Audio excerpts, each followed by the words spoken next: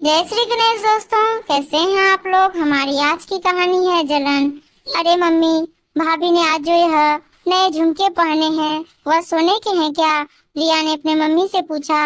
अपनी बेटी रिया की बात सुनकर रिया की मम्मी सोनिया जी बोली, हाँ रिया, यह झुमके सोने के ही हैं। अभी तेरी भाभी की शादी की एनिवर्सरी पर बनाए हैं। रिया बोली, बड़े सुंदर लग रहे हैं झुमके तो। मम्मी, झुमके भाभी को आपने तो नहीं बना कर दिए ना।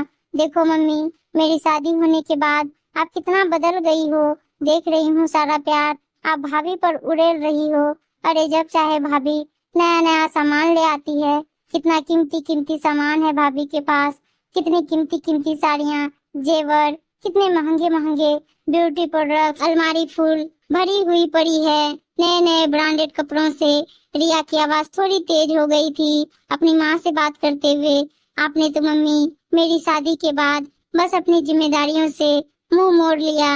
अरे मायके आती हूँ तो बस शगुन के नाम पर छोटी सी रकम का लिफाफा पकड़ा देती हो और बोलती हो, बेटा अपनी पसंद से ले लेना।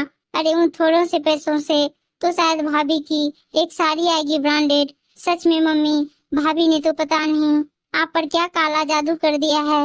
अरे कभी तो अपनी बेटी पर भी तरस खा लिया करो। और भाभी भी बस अपने लिए 10 सूट लाती हैं और मेरे लिए उनमें से 2 सूट मुझे देती हैं। बढ़िया मौज हो रही है ऐसा ससुराल पाकर और ऐसी सास पाकर जो अपनी बेटी से कम और अपनी बहू से ज्यादा प्यार करती हैं। सच में मेरे मायके में तो उल्टी गंगा बह रही है। बहू आए दिन कुछ न कुछ खरीदती रहती है, अपने महंगे शौक को पूरा कर सकती है और बेटी बेचारी महंगी चीजों के लिए तरसती रहती है। बस क्या जरूरत है भाभी के ऊपर इतना खर्चा करने की।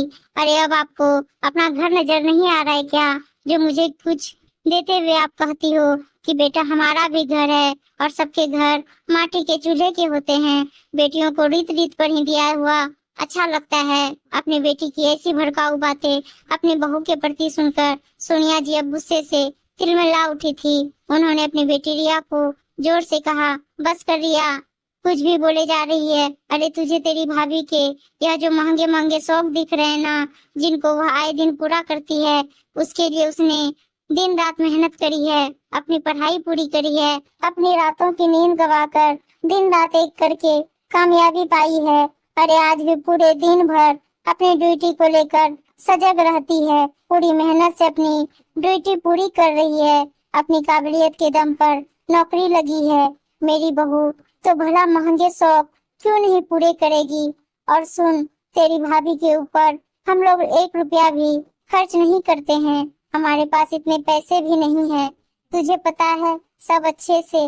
अरे यह सब चीजें तो तेरी भाभी अपने दम पर पूरा करती है और साथ में हम लोगों की ख्वाहिशों का पूरा ध्यान रखती है और साथ में तेरा भी। अब यह तो हो ही नहीं सकता ना कि वह पूरी की पूरी चीजें तेरे लिए ले आए। अरे तुझे कायदे के साथ ही हर चीज मिल सकती है, अपने भाभी की चीजों पर नजर ना लगा। रिया, कितना बोला था तुझे पढ़ ले लिख ले ताकि अपने पैरों पर खड़ी हो सके, पर नहीं, तेरा ध्यान तो पढ़ाई लिखाई में था ही नहीं। हमारे बार बार समझाने पर हम पर ही गुस्सा हो जाती थी और बोलती थी, आप लोगों को कोई मतलब नहीं है मेरी पढ़ाई से, मैं देख लूंगी, मेरा आपसे कुछ नहीं मांगूंगी, सब कुछ अपना देख लूंगी। बस सारे दिन रील बनाने पर ध्यान था तेरा।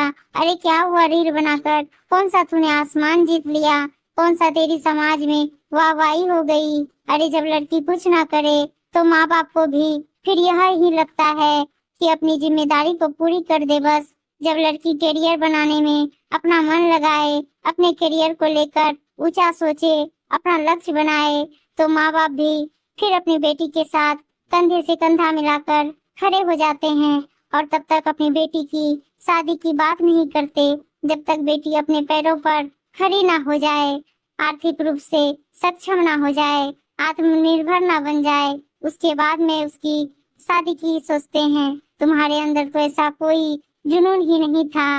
मैंने एक दिन तुम्हारी शादी की बात छेड़ी तो तुम भी जैसे तैयार ही बैठी थी, हाँ बोली, माँ कर दो मेरी शादी। हमने लाख समझाया था, बेटा कुछ पहले अपना मुकाम हासिल कर लो, जिंदगी में कामयाब इंसान बन जाओ, पर तुमने कहा नहीं, मेरे सारे सपने मेरे पति पूरे कर देंगे। मुझे कोई जरूरत नहीं है नौकरी करने की। मैं तो भला की खूबसूरत हूँ। मुझे तो कोई भी पढ़ा लिखा उच्च पद पर प्रतिष्ठा लड़का मिल जाएगा, वह उठा लेगा मेरे सारे नखरे।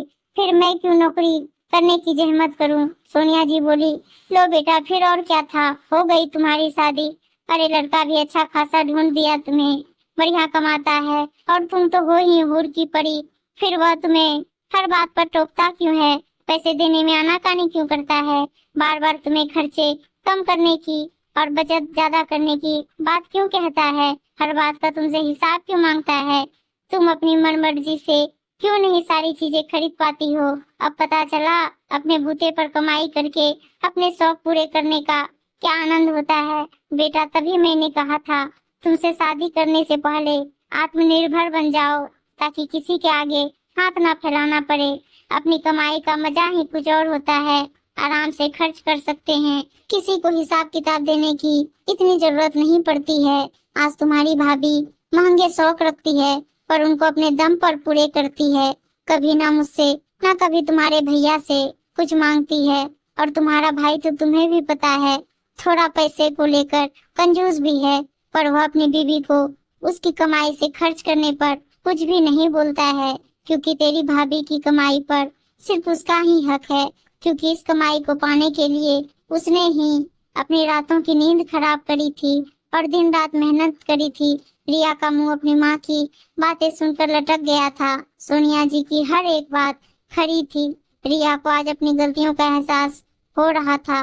जब उसने हमेशा अपनी पढ़ाई से जी चुराया था, किसी के लाख समझाने पर भी नहीं समझी थी, पर अभी भी देर नहीं हुई थी। वह अभी भी अपनी योग्यता पर अपने महंगे शौक पूरे करने के सपने को पूरा कर सकती है। रिया के पास अपनी माँ के सवालों का कोई जवाब नहीं था। माँ ने रिया को साफ साफ कह दिया था, रोज रोज ऐसी बातें बोलकर मेरी बहू रानी को नजर मत लगाओ। तुम भी अपने आप को अभी भी इस काबिल बना सकती हो। दामाजी तुम्हारा साथ देंगे, पर तुम मेहनत के लिए तैयार हो तब ना। रिया को आज शिक्षा का महत्व समझ में आ गया था। एक शिक्षा ही हमें दूसरों की नजरों में ऊपर उठा सकती है और अपने सपनों को पूरा कर सकती है।